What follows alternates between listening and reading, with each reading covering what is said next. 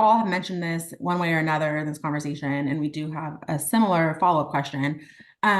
We have varying markets, varying owners, different backgrounds, different times on market, different needs and wants. How are you adapting to each of their personalities, knowing how to speak with them? Ben, you mentioned classifying them. Can you talk a little bit about that? And how does your team know how to treat each owner differently while maintaining equal standards across your entire portfolio?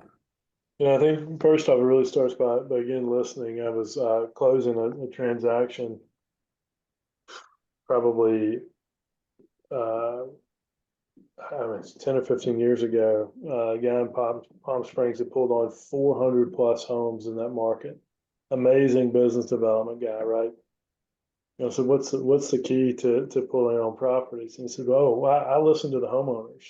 I said, "Okay, that's great." And so first off, you got to really understand what the predicate for being in the relationship may be, and then understanding. And this is kind of a take on Jeremy Kubicek's book of five gears, but you've got your first gear, second gear, and third gear homeowners, right? The first gear homeowner tells you it's not about money, it's only about the care and maintenance of the property, right? And we all know that's a lie, but that's what they come to the table with. And so knowing that when you approach them is really, really paramount. The second gear is kind of that middle of the road. Husband wants to really rent. The wife's like, this is not a rental, it's our second home, right? So you've got to navigate that. And third gear is your investment homeowner where he's like, look, you've got to rent it, nonstop. I want it rented. So understanding how to communicate and within that context is really important moving forward. And you know, I think as a whole, the industry allows $30 to $40,000 a year people who don't own a home to try to communicate with people that own, I don't know, 500 to $5 million investments. And I think it's really establishing the right protocol and the right people to communicate attributes of your business and really exude that care and attention that everybody wants. I mean, money's number one, but care and attention to the property is number two. I think it's making sure you get the right person on the bus, communicating with the homeowner, and then understanding what their wants and needs are. Yeah, absolutely.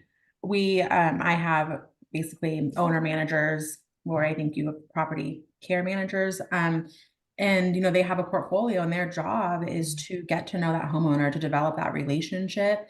We all talk about this is a partnership. We're not working for them, they're not working for us. We're doing this together to meet their goals, to meet our goals.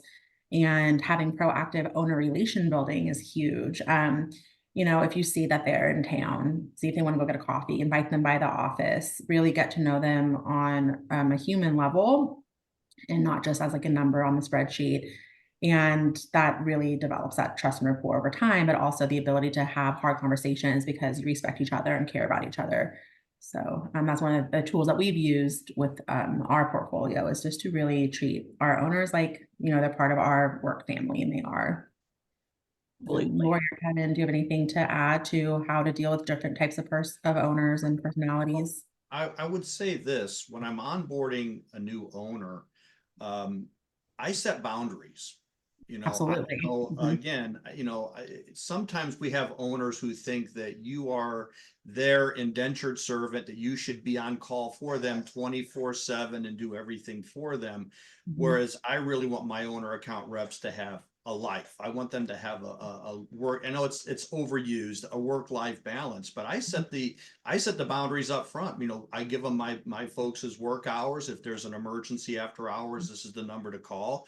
If you are in any way abusive to one of my owner account reps, you're going to have to deal with me, because I will delist you in a second if you are disrespectful to my people or use foul language, or make over and over, just unreasonable requests. Sometimes, a bad client is a bad client. Sometimes a bad owner is a bad owner, and you just have to send them down the road, because your time is much too valuable to deal Mhm. with the good owners than having all, having those vampires suck all of your time and energy, then, that you could devote to your owners who have that same appreciation and respect for you and for what you do. So that's Yeah. sometimes hard, when you're worried about doors and counts, but, sometimes you got to do what's right for your business and not always the owner's business. It's so true. I think I was told really early on in my career that the most powerful thing you can do is say no to business. And I would encourage newer property managers to not be afraid to say no early on because these are long-term relationships. And vampires is right, Kevin. Like they are taking away from your time to love on the owners that are in alignment with you for those ones that are not in alignment. So get rid of them quickly if they're disrespectful, if they're just not on board. And if don't, Lori and I talked about this a little bit.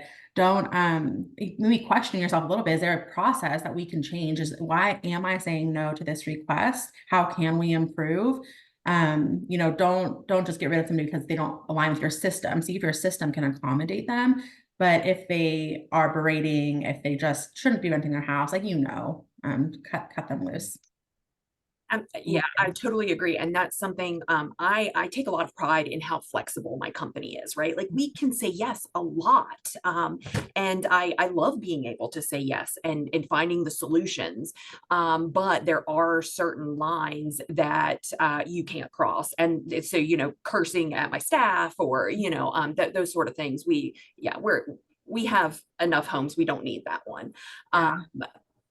And I'll just say, at the end of the day, it is all about building relationships. And through our property coordinator system, we know that not all personalities are going to match, right? They're not going to mesh well. They may not be able to develop a meaningful relationship that that we can work with.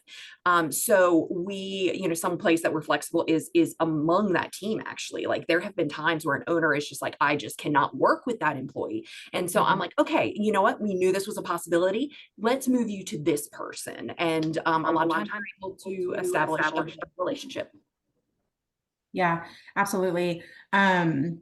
I think that's great. And just shameless plug, Breezeway is what lets us be super flexible with how we accommodate homeowners' needs. We can have our standard practice, our best practices, everything, is equitable, I guess, amongst our properties. When an owner has a very specific need that many other companies are saying, no, we cannot do that. We can because it's systematized. Like we plug it in, property specific tasks, and bam, like we'll never miss it. And that flexibility that Breezeway has allowed us has really let us grow and make personalization scalable, which is huge.